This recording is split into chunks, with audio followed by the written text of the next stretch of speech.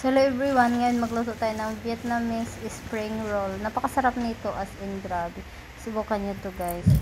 So kung hindi nyo pa ito nasubukan, ay gawin nyo na. Grabe, sobrang sarap. Mas masarap pa. As in, napaka crunchy pa guys. So ito yung ating 1 kg ng minced pork, black fungus, tapos dried shrimp, isang tali ng suhon, tapos merong gabi, carrots. I-grate lang natin yung carrots at ang ating gabi para maliit siya at hindi na tayo mag-slice pa. So, ganyan lang, balance lang lahat ang sizes. So, yung ating gabi, isang buong gabi yan siya. Mga almost 800 grams yan. So, ayan, ilagay lang natin, i-mix lang natin lahat ng ingredients. Napakasarap nito, grabe. Tapos, yung ating dried shrimp, ganyan lang natin, i-mince lang natin pinong-pino. Mas mabango siya pag may dried shrimp. Pinuhin din natin ang ating dried fungus.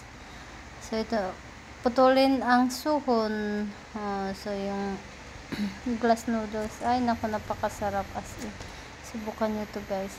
Lagyan natin ng isang tablespoon salt para may lasa at saka 1 tablespoon oyster sauce. So, 1 bulb garlic minced at saka 1 onion minced din. So, ayan, mix lang natin. Gamit tayo ng glove para mapiga-piga natin yung ating karne dyan sa may carrots at sa may gabi. Sus, grabe. Pag na halo-halo na yan siya, napakasarap. Sus, hindi mo akalain. Ito ay Vietnamese spring rolls. So, ayan. Subukan nyo to. Isang tablespoon ng mixture, lagay lang natin sa wrapper. Balutin na natin. So, ganyan lang kadali ang spring roll na gabi. Sus, grabe. Subukan nyo to guys. So, ngayon ay subukan nating lutuin kung anong lasa.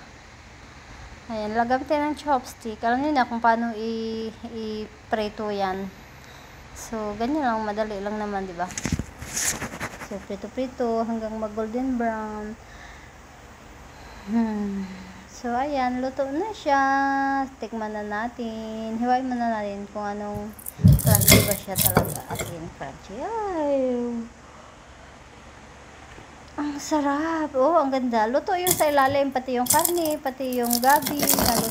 Luto din siya. So, napakasarap niya. Subukan nyo to guys kung hindi nyo pa nasubukan ang recipe na ito kasi napakasarap talaga, as in grabe. So kung may gabi kayo dyan, may minced pork, so subukan nyo na ito, maglumpia tayo. So ito lang, thank you, bye!